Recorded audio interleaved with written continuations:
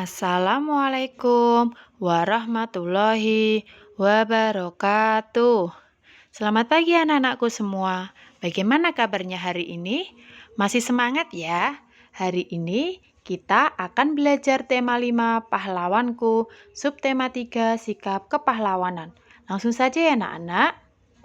Cermin. Cermin merupakan salah satu benda yang dapat memantulkan cahaya. Cahaya yang dipantulkan oleh cermin merupakan salah satu contoh pemantulan teratur. Berdasarkan bentuk permukaannya, cermin dibedakan menjadi 3 macam, yaitu cermin datar, cermin cekung, dan cermin cembung. Yang pertama, cermin datar. Sifat-sifat bayangan cermin datar yaitu 1. Ukuran, besar dan tinggi bayangan sama dengan ukuran benda. Yang kedua, kenampakan bayangan berlawanan dengan benda. Misalnya, tangan kananmu akan menjadi tangan kiri bayanganmu. Yang ketiga, bayangan bersifat semu atau maya. Artinya, bayangan dapat dilihat di dalam cermin, tetapi tidak dapat ditangkap oleh layar. Nah, contoh benda yang menggunakan cermin datar yaitu cermin rias. Jadi, anak-anak nanti bisa dipraktekkan sendiri, bercermin di depan cermin yang ada di rumah anak-anak semua.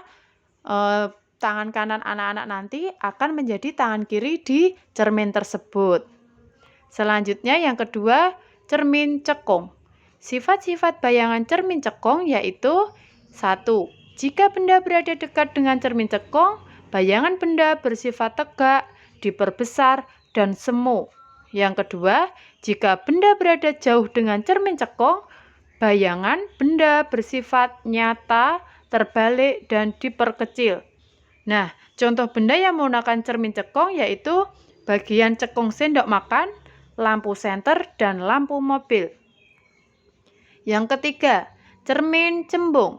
Sifat bayangan cermin cembung yaitu kenampakan bayangan pada cermin cembung bersifat semu, tegak, dan diperkecil dari ukuran benda yang sebenarnya. Contoh benda yang menggunakan cermin cembung yaitu bagian cembung sendok makan dan kaca spion. Selanjutnya, sifat cahaya pada periskop. Periskop adalah alat yang digunakan oleh kapal selam untuk mengamati keadaan di permukaan laut.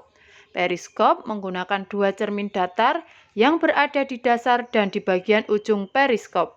Dalam penggunaannya, periskop memanfaatkan 2 sifat cahaya, yaitu cahaya merambat lurus dan dapat dipantulkan.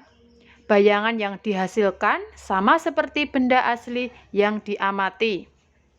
Nah, cara kerja dari periskop, yang pertama, cahaya yang masuk dari bagian ujung periskop akan dipantulkan oleh cermin.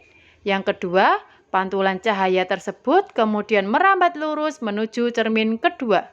Yang ketiga, saat mengenai cermin kedua, cahaya kembali dipantulkan. Dan yang keempat, pantulan cahaya dari cermin kedua akan mengarah ke mata sehingga kita dapat melihat keadaan di atas periskop.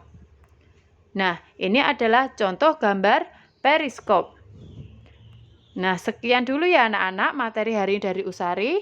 Semoga bermanfaat untuk kita semua. Tetap semangat ya anak-anak.